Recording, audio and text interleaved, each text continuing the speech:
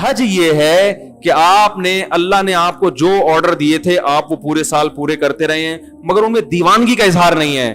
اللہ کہتے ہیں کہ زندگی میں ایک دفعہ احرام باندھ کے آؤ, پراپر ڈریس پہننے کی اجازت نہیں ہے, اور دیوانوں کی طرح بیت اللہ کے گرد چکر لگاؤ, صفا مروہ میں دوڑو. حالانکہ یہ کون سی عبادت ہے؟ دوڑنا تو کوئی عبادت نہیں کہلاتی نا. اللہ نے کہا دوڑو, بیت اللہ کے غلاف سے لپٹ کے, بیت اللہ کے دروازے سے اپنے رخسار کو رگڑ کے میرے سامنے رو, جیسے محبوب کسی سے لپٹ کے محبت کا اظہار کر رہا ہوتا ہے. میدان عرفات میں مٹی میں اپنی ناک کو رگڑو. تو یہ جو اللہ نے عبادت کا ایک خاص طریقہ رکھا ہے, یہ طریقہ صرف ان کو سمجھ میں آئے گا جو دیوانوں کی طرح اپنے رب سے محبت کرتے ہیں. جن کی طبیعت میں دیوانوں والی محبت نہیں ہے, وہ اس طریقے کو, اس طریقہ عبادت, یہ والا طریقہ ان کی سمجھ میں نہیں آئے گا. وہ کہیں گے یہ کیا ہے بھائی, ہم 3 پیس سوٹ ٹائی پہنا کرتے تھے, اللہ میاں نے بولا ایک دھوتی پہنو اوپر سے ایک چادر. یہ کیا ہے, وہاں جا کے کیا کر رہے ہیں, گھوم رہے ہیں, حجر اسود کو چوم رہے ہیں. کیا ایک پتھر ہی تو ہے بھائی, اس کو کیوں چوم رہے ہیں بھائی؟ بیت اللہ سے نسبت ہے اس کی, یہ اللہ کا گھر ہے. کیسے دیواروں سے لوگ رخساروں کو لگا رہے ہوتے ہیں وہاں.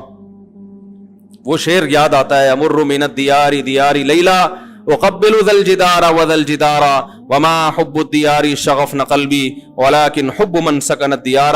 جو مجنو تھا نا, وہ لیلا کے گھر در و دیوار, اس زمانے میں محبوبائیں پردہ کیا کرتی تھیں, ٹھیک ہے نا, ڈیٹ ویٹ کا سسٹم ایجاد نہیں ہوا تھا, موبائل پہ ایزی لوڈ اور یہ سب مس کالیں وس کالیں چلتی نہیں تھی. کبوتر بازی ہوتی تھی, وہ کبوتر لے کے آتا, وہ کبوتر باز وقت کہیں اور بھی چلا جاتا تھا, ٹھیک ہے نا. تو بڑی پرابلم تھی.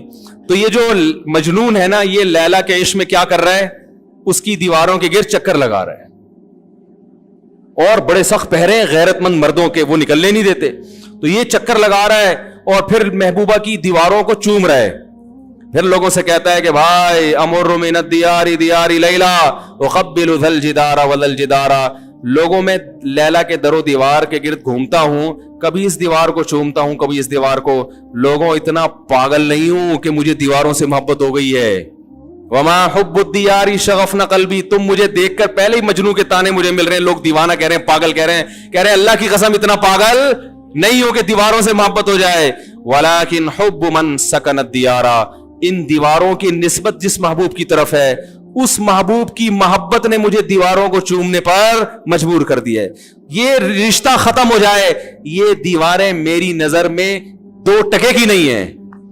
بیت اللہ کی دیواریں بھی سیمنٹ گارے کی بنی ہے میرے بھائی, اس کا غلاف بھی کپڑے کا غلاف ہے, وہ کوئی مریخ سے نہیں آیا ہوا. یہی سیمنٹ, یہی بجری, یہی ریت, اسی سے وہ اینٹیں بنی ہیں. لیکن ان اینٹوں کو دیکھنے کے لیے,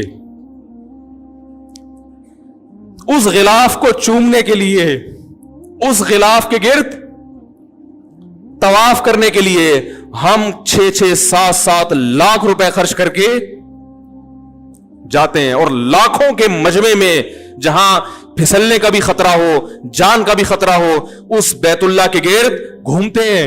اس کی وجہ بھی یہی ہے کہ ہمیں ان دیواروں سے محبت نہیں ہے. ان دیواروں کی نسبت کس کی طرف ہے, خالق کائنات. اس نے کہہ دیا کہ یہ کس کا گھر ہے, رہتا بھی نہیں ہے وہ وہاں پہ, رہتا بھی نہیں ہے, بنایا بھی انسانوں نے اس کو, لیکن رب نے کیا کہہ دیا, یہ گھر کس کا ہے, میرا. بس اتنی نسبت ہمارے لیے کافی ہے. بیت اللہ سے عشق کرنے کے لیے, بیت اللہ سے محبت کرنے کے لیے ہمارے لیے اتنی دلیل کافی ہے کہ اس بیت اللہ کو, یہ رب نے کیا کہہ دیا اس کے بارے میں کہ کس کا گھر ہے, میرا. بس اتنا کہہ دیا, اب ہمیں کوئی ڈاکومنٹ نہیں چاہیے, اس کے لیے کوئی ثبوت نہیں چاہیے, مزید کوئی ثبوت نہیں چاہیے. یہ نسبت ہمیں مجبور کرتی ہے کہ ہم لاکھوں روپے خرچ کر کے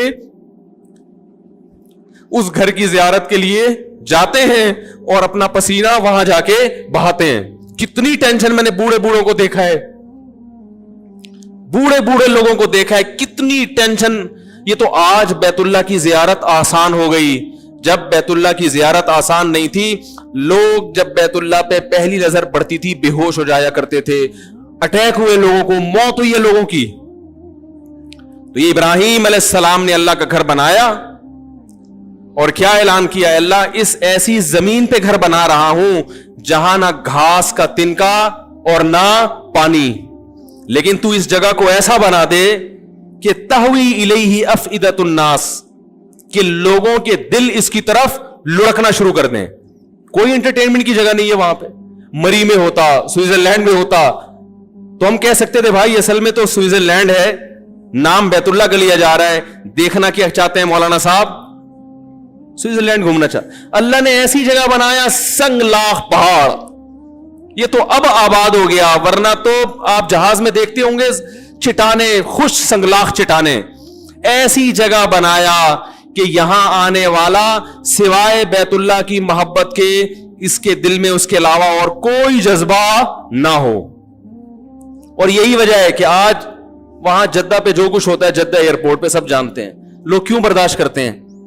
کسی اور ایئرپورٹ پہ اتنی سختی ہو اور یہ کچھ ہو، لوگ اس ملک میں جائیں گے؟ چھوڑ دیں گے. یہ بیت اللہ کی محبت ہے جو لوگوں کو کھینچ کے لاتی ہے. تو اللہ نے حج کیوں رکھا ہے؟ دیوانگی کے اظہار کے لیے. نبی صلی اللہ علیہ وسلم نے فرمایا ذاق طعم الایمان من رضی باللہ ربا وبالاسلام دینا وبمحمد صلی اللہ علیہ وسلم نبیا. اسلام کا ذائقہ چکھ لے گا وہ شخص جس نے اللہ کو اللہ مان لیا، نبی کو نبی مان لیا، اور اللہ کی کتاب کو کتاب مان لیا. تو آپ نے فرمایا اسلام کا ذائقہ، اس سے پتہ چلتا ہے اسلام میں کیا ہے، ایک چاشنی، ایک لذت ذائقہ ہے.